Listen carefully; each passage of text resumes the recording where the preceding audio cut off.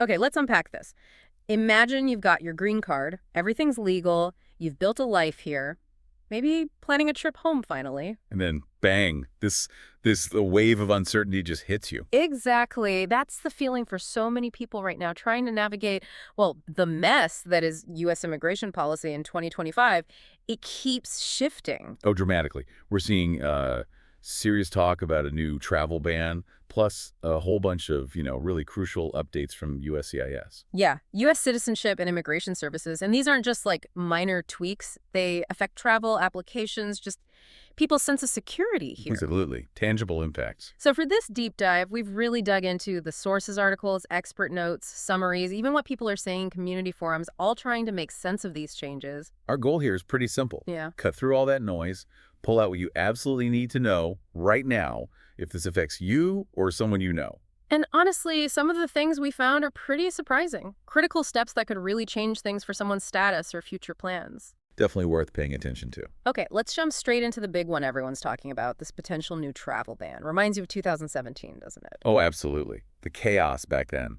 Yeah. Those bans targeting Muslim-majority countries mainly.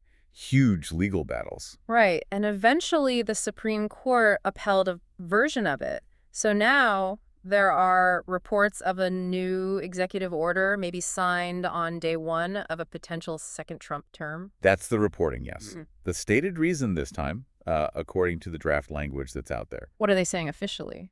Well, it apparently tells DHS and the State Department to find countries with, quote, deficient security vetting. That's the official line in the draft. Okay, deficient vetting. But it's the other language in the draft that's got people really worried, right? Exactly. That's where the alarm bells are really ringing. Yeah. It talks about grounds for deportation for people already here. Deportation. Based on what? Based on things like having, and this is the quote again, hostile attitudes toward American values, institutions, or culture. It's incredibly vague. Hostile attitudes. Wow. That sounds ripe for subjective interpretation. Ideological screenings, is that the term being used? That's the fear. Experts are really concerned it opens the door to arbitrary decisions based on ideology. And the scope this time sounds bigger. Much bigger, potentially.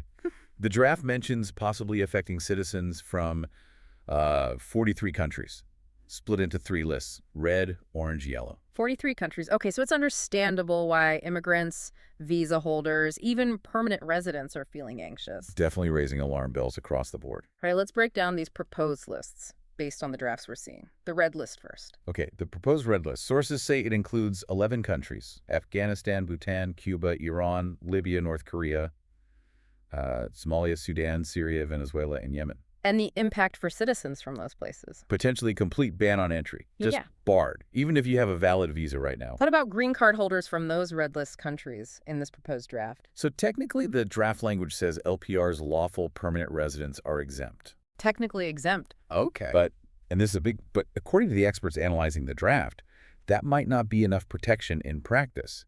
They could face, intense questioning, maybe even detention returning to the U.S. So the advice for them based on this draft. The strong advice from legal experts looking at this specific draft is, if you're an LPR from one of these countries, maybe hold off on non-essential international travel, at least until things are clearer.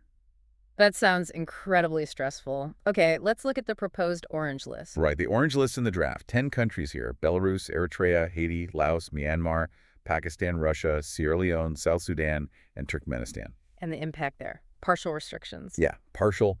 Think mandatory in-person visa interviews, really long background checks, maybe higher rejection rates, especially for tourists or people trying to immigrate. Business travel. Possibly allowed, but only after some really tough screening, apparently. How might LPRs from these countries be affected? Indirectly. It seems like it would be more indirect, yeah. Maybe if they travel, they face more questions, or if they're trying to sponsor family members, those relatives would face these tougher visa rules. Makes sense. And the last proposed list, yellow. Yellow list is the biggest, 22 countries. Angola, Benin, Cambodia, Chad, DRC, Gambia, a lot across Africa, some in the Caribbean and Asia. What's the deal with the yellow list? These countries are apparently on a kind of probation, a 60-day review period to improve their security cooperation with the U.S. And if they don't? That's the crucial point. If they don't meet the requirements in 60 days, they could get bumped up to the orange list maybe even the red list. So anyone connected to those 22 countries needs to watch this space very close. Very, very closely.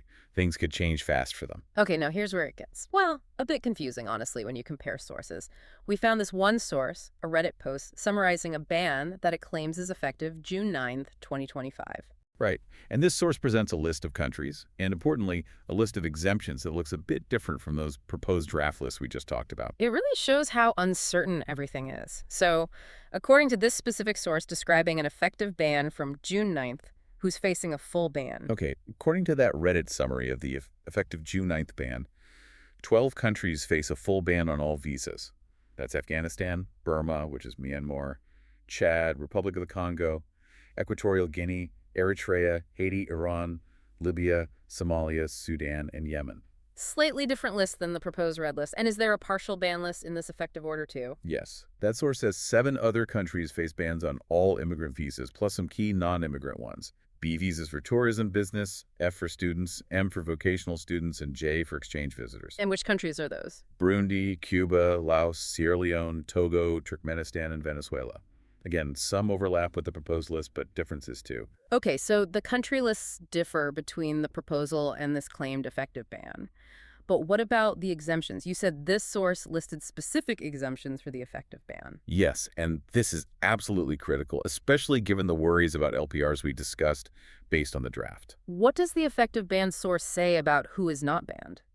According to that Reddit summary, the effective ban explicitly states you are not banned, even if you're from an affected country if you meet certain criteria. Such as? Being physically in the U.S. on June 9, 2025. Having a valid U.S. visa already in your passport on June 9th, being a dual U.S. citizen, Okay. and crucially, being a lawful permanent resident. The source defines this clearly, someone with a valid green card or someone who has already entered the U.S. on their immigrant visa. Whoa, okay. Let's underline that.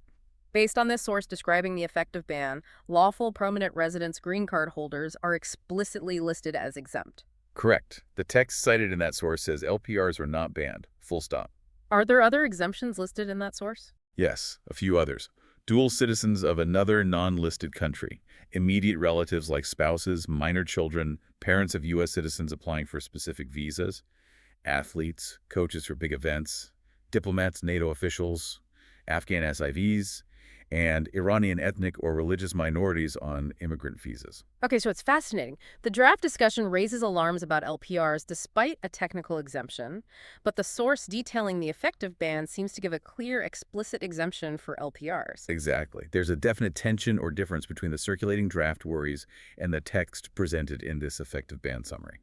But you mentioned earlier that the concerns about LPRs haven't gone away. If the effective ban says they're exempt, why are lawyers and rights groups still sounding the alarm? What's the gap between the text and the reality? This is precisely the issue flagged by legal experts, groups like Boundless, Jelani Law Firm, news reports from places like NPR, and even comments on that Reddit thread itself. So what's their take? Their assessment, based on what they're seeing happen now, recent government actions, is that even with that legal exemption on paper in the effective order, LPRs might not be completely safe from problems in practice, especially at the border. How does that work if they're legally exempt? It boils down to the huge amount of discretion that CBP officers, Customs and Border Protection have when you arrive back in the U.S. Okay, so what are those other risk factors? What makes an LPR, even one exempt from the ban, more likely to face trouble when traveling? Several things come up consistently in the sources. Long trips abroad, anything over 6 months automatically raises a flag, a presumption you might have abandoned residency. You have to prove you didn't abandon it then? Exactly. Having other applications pending with USCIS, like maybe a green card renewal, can sometimes invite extra scrutiny too. What else? Any past immigration violations, obviously. Or old deportation orders. Yeah. And this one surprises people. Any criminal record, even minor stuff, even old stuff. Like what? The NPR source mentions someone detained partly because of a marijuana possession charge from 10 years ago. Wait, really? Even if marijuana is legal in their state now? Yes, because it's still illegal federally. So for immigration purposes, even minor possession or working in the legal cannabis industry can apparently still cause huge problems for non-citizens, including LPRs. It's a trap many people don't realize exists. That's, yeah, unexpected. Any other risk factors? Political activity or affiliations. The boundless source mentioned pro-Palestine activism being flagged by certain groups as potentially drawing attention. Okay. Also, just not having strong proof of your ties here in the U.S. Like, if you don't really have a permanent home here or you've been gone a long time, it suggests you might not truly be a permanent resident anymore. So it sounds like while the ban might exempt LPRs on paper, travel is definitely not risk-free if you have any of these other issues. hmm But let's reinforce a key point. CBP can't just take your green card at the border, right? What are the actual rights there? That's absolutely crucial, and the sources stress this. A CBP officer at the border cannot legally strip you of your LPR status and deport you on the spot. That power belongs only to an immigration judge. So you have a right to see a judge. Yes, they would have to put you into formal removal proceedings in immigration court. You have the right to fight your case there. What if an officer tries to pressure someone, maybe asks them to sign a form? Yes. The sources warn about Form I-407. It's the Record of Abandonment of Lawful Permanent Resident Status. Sounds ominous. It is. Sometimes officers might pressure LPRs to sign it. The advice from groups like the ILRC is crystal clear.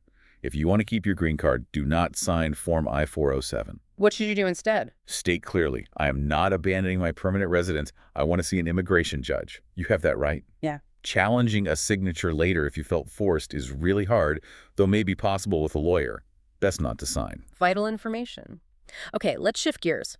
Beyond the travel ban buzz, there are other really important USCIS updates in 2025 that people need to know about, especially if they're applying for or have a green card. Yes, some really critical procedural changes. If you miss these, it can cause serious problems. First, a heads up about Form I-485, the main green card application form. What's the update? As of February 10, 2025, USCIS will only accept the specific version dated October 24, 2024. Use an older form, and boom, automatic rejection. No second chances. Wow. Okay, check the date on your I-485 form. Got it. What else? A change with the medical exam. Yes, another huge one. Form I-693, the medical exam report. You now must submit this at the same time you file your I-485 application. You can't bring it to the interview anymore. Nope, that's changed. It's a hard requirement now. Forget to include it, or use an outdated version, or if the doctor didn't seal it right, rejection or denial is possible. So get the medical done before you file and submit them together. Okay. What about the visa bulletin? June 2025, any movement? The visa bulletin, yeah, the waiting list tracker. June showed some slow forward movement for employment-based categories, EB2 and EB3. Good news for some? For some, yes. But EB1 and EB5 were stuck, no change. Family base was mixed. F4 India moved a little, but F2A and F2B were pretty stagnant. And remind us quickly, how do you know which date chart to use? Filing dates or final action dates? USCIS tells you each month.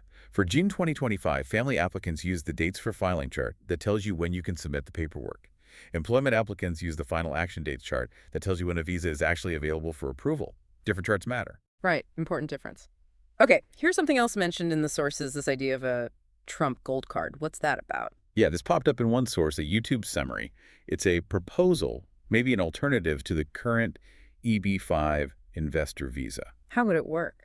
The idea, apparently, is that someone could invest a huge amount, like $5 million, directly into the U.S. economy and get a green card, maybe leading to citizenship. What's the catch, or the main difference from EB5 now? The big difference is this proposal reportedly drops the requirement to create jobs for U.S. workers. Current EB5 needs you to invest, around $800K to $1 million and create at least 10 full-time jobs. So just bring the money, no job creation needed under this proposal. That seems to be the idea. What are people saying about it? Arguments for and against. Supporters say, well, it brings in a lot of capital easily. Critics are calling it citizenship for sale, basically. Worries about fairness, favoring the super rich. Is it happening? Not law yet. Just a proposal being discussed in Congress, according to the source. But something to watch if you're in the investor space. Got it.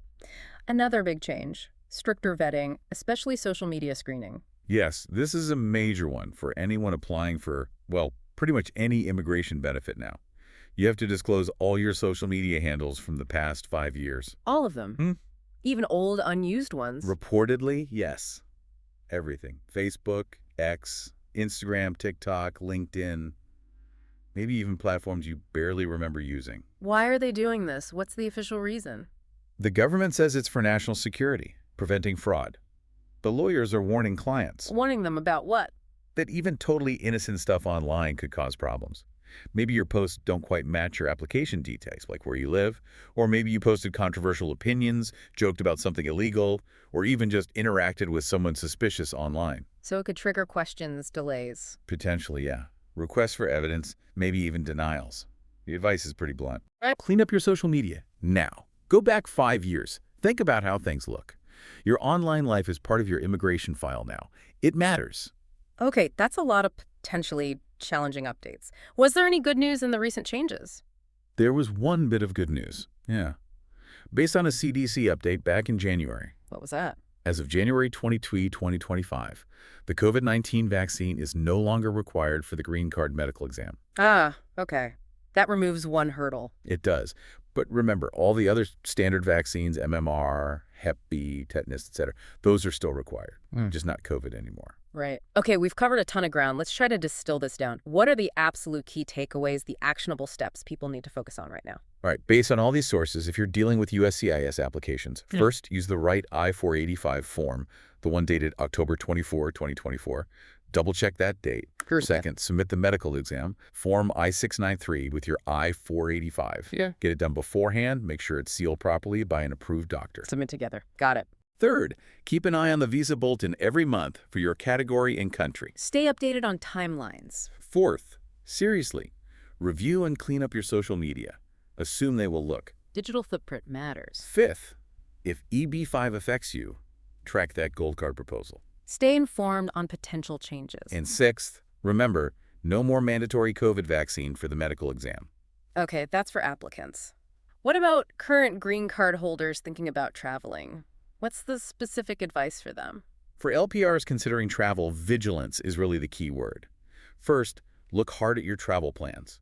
If you're from a country on any of those lists proposed or effective, think twice about non-essential travel, especially if you have other risk factors. Assess your personal risk. Second, know your rights at the border. CBP can't force you to sign that I-407 abandonment form. You can insist on seeing a judge. Know your rights. Assert them calmly. Third, carry proof of your life here. Pay stubs, tax returns, lease, bank statements, bills. Show your ties to the U.S. Have evidence ready. Fourth, try to avoid trips longer than 6 months. If you must be gone longer, apply for a re-entry permit before you leave. That's critical. Plan for long trips in advance. Fifth, if your green card is conditional and expired, travel with the expired card plus the USCIS receipt notice for your I-751 or I-829 filing. That combo proves your continued status. Carry both documents. And maybe the most important piece of advice. What's that? If you have any potential risk factors, a criminal record, however minor, past immigration issues, long absences, political activity, you're from a listed country, you have pending applications like advanced parole, talk to an immigration lawyer before you book your ticket. Get legal advice before traveling if there's any doubt. Absolutely.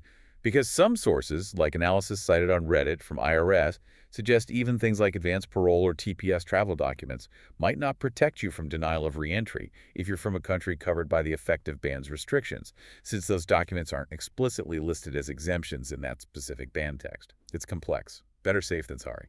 Wow. Okay, so the bottom line really is U.S. immigration in 2025 is incredibly complex, it's changing fast, and you need to be extremely careful. Exactly. These travel ban discussions, even if LPRs are technically exempt in some versions, add a layer of real uncertainty. Plus, you've got these strict USCIS procedural changes you just can't ignore. So staying informed, being super precise with paperwork, and getting expert legal help if you have any complications or concerns, that seems essential. Couldn't agree more. Don't rely on old info or assumptions. Knowledge, preparation, good legal counsel, those are your best defenses right now. It definitely sounds like it, and it really leaves you thinking, doesn't it? In this climate of intense scrutiny where the rules seem to keep shifting, how do people who are here legally navigate this tension, the tension between, national security goals and the rights they thought they had with their legal status? It's a profound question. What does it really mean when even having legal status starts to feel, well, uncertain?